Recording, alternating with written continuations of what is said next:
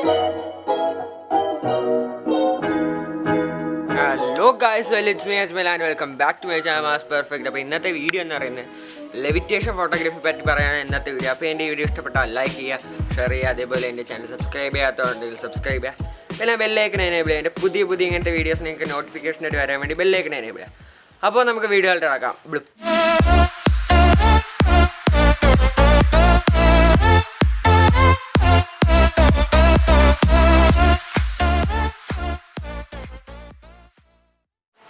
അപ്പോൾ ഫ്രണ്ട്സ്, ഇപ്പോൾ levitation photography എന്ന് പറയുമ്പോൾ നമ്മുടെ സബ്ജക്റ്റ് ഗ്രൗണ്ടായിട്ട് കോണ്ടാക്റ്റ് ഇല്ലാതെ എടുക്കുന്ന ഫോട്ടോസിനെ ലെവിറ്റേഷൻ ഫോട്ടോഗ്രാഫി എന്ന് പറയുമ്പോൾ നമ്മുടെ സബ്ജക്റ്റ് അന്തരീക്ഷത്തെയായിരിക്കും. ഇതേപോലെ നമ്മുടെ സബ്ജക്റ്റ് അന്തരീക്ഷത്തെയാണ്, ഗ്രൗണ്ടായിട്ട് ടച്ച് ഇല്ലാതെ എടുക്കുന്ന ഫോട്ടോസിനാണ് ലെവിറ്റേഷൻ ഫോട്ടോഗ്രാഫി. അപ്പോൾ ഈ ഫോട്ടോ എടുക്കുന്നതിന് രണ്ട് മെത്തേഡുണ്ട്. ഒന്നെന്ന് പറയുമ്പോൾ നമ്മൾ ഹൈ ഷട്ടർ സ്പീഡ് യൂസ് ചെയ്ത് സബ്ജക്റ്റ് ചാടുമ്പോൾ മോഷനെ ഫ്രീസ് ചെയ്ത് ഫോട്ടോ എടുക്കും. രണ്ടാമതായിട്ട് നമ്മൾ ഈ ലെവിറ്റേഷൻ ഫോട്ടോയ്ക്കുള്ള ഒരു സറൗണ്ടിങ് ക്രിയേറ്റ് ചെയ്യും. അതിൽ കുറച്ച് എഡിറ്റിംഗ് ഒക്കെ ചെയ്ത് നമ്മൾ കറക്റ്റ് ലെവിറ്റേഷൻ ഫോട്ടോഗ്രാഫി ആക്കുക. അപ്പോൾ ഇന്നത്തെ വീഡിയോയിൽ ആ രണ്ടാമത്തെ മെത്തേഡാണ് ഞാൻ പറയാൻ പോകുന്നത്.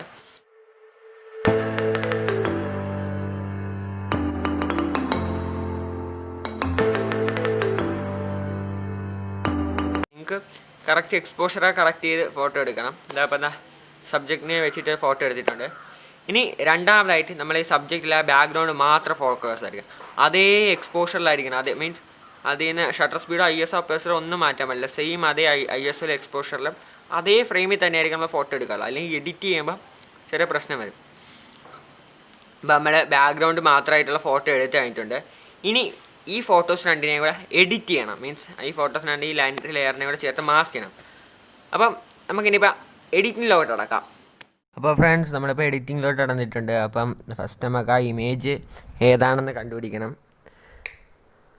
അപ്പം നമ്മൾ ഇമേജ് നോക്കി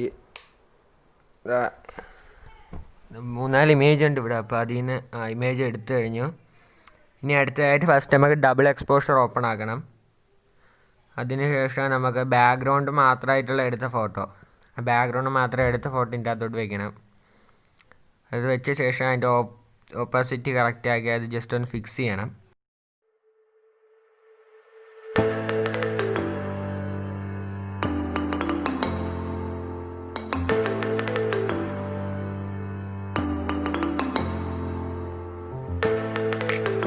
അടുത്തതായിട്ട് ഇനിയെന്ന് പറയുമ്പോൾ നമ്മൾ ആ മണ്ടയിൽ ഐക്കൺ നിൽക്കുന്നതിന് ശേഷം വ്യൂ എഡിറ്റ്സ് ഓപ്പൺ ആക്കുക. അതായത് ഡബിൾ എക്സ്പോഷറിൽ ക്ലിക്ക് ചെയ്യുമ്പം ഒരു ബ്രഷിൻ്റെ പടമുള്ള ഒന്ന് കിട്ടും നടുക്ക് കിടക്കുന്നത്. അത് ഓപ്പൺ ആക്കിയതിന് ശേഷം ഡബിൾ എക്സ്പോഷർ 100-ലാക്കിയിട്ട് അത് ഇറേസ് ചെയ്യാൻ തുടങ്ങാം.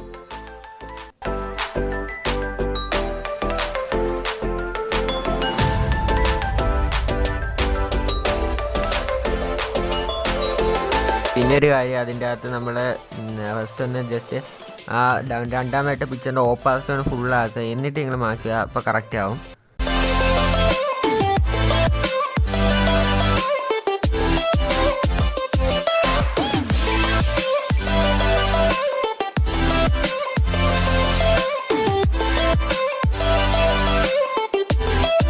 അത് കഴിഞ്ഞിട്ടുണ്ട്. അപ്പോൾ നമ്മുടെ ഡബിൾ എക്സ്പോഷറിൻ്റെ അത് കഴിഞ്ഞിട്ടുണ്ട്. ഇനി നമ്മൾ കുറച്ച് എഡിറ്റ് ചെയ്ത് കുറച്ച് ഹൈലൈറ്റൊക്കെ ചെയ്തെടുക്കുമ്പോഴത്തേക്കും ഹൈലൈറ്റൊക്കെ എടുത്തിരിക്കുമ്പോഴത്തേക്കും നമ്മളെ പിക്ചർ അടിപൊളിയാവും.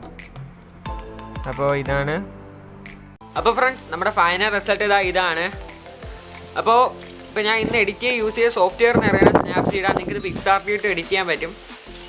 അപ്പോൾ എൻ്റെ വീഡിയോ ഇഷ്ടപ്പെട്ടാൽ ലൈക്ക് ചെയ്യുക, ഷെയർ ചെയ്യുക, അതേപോലെ എൻ്റെ ചാനൽ സബ്സ്ക്രൈബ് ചെയ്യാത്തവരുണ്ടെങ്കിൽ സബ്സ്ക്രൈബ് ചെയ്യുക. പിന്നെ ആ ബെല്ലൈക്കൺ എനേബിൾ, അതിൻ്റെ പുതിയ ഇങ്ങനത്തെ വീഡിയോസ് നിങ്ങൾക്ക് നോട്ടിഫിക്കേഷനായിട്ട് വരാൻ വേണ്ടി ബെല്ലൈക്കൺ എനേബിൾ. അപ്പോൾ അടുത്തൊരു വീഡിയോ കാണുന്നവരെ see you soon guys, by.